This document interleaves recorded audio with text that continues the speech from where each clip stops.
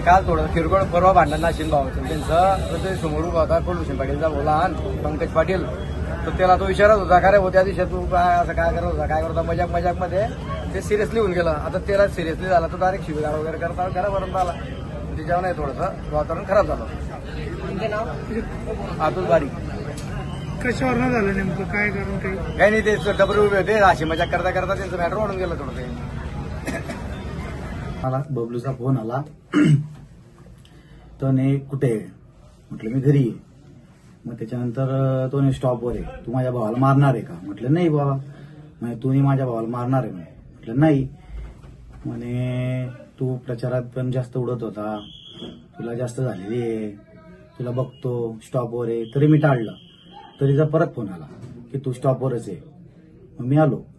त्यांनी 8-10 जण मिळून मला इथं घेरलं आणि शिवीगाळ केली मारहाण केली.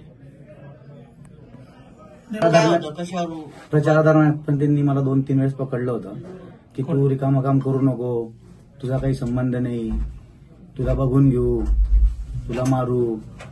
म्हटलं का प्रचार करू नको मी माझा भाऊ उभा आहे प्रचार करायला काय हरकत आहे. त्यांनी म्हणे नाही त्याचा प्रचार करायचा नाही आम्ही तुला बघून घेऊ असे सलग त्यांच्या 5-6 दिवसाहून मला धमक्या चालू होत्या. बबलू बारी बंटी अतुल. माझं नाव पंकज पाटील.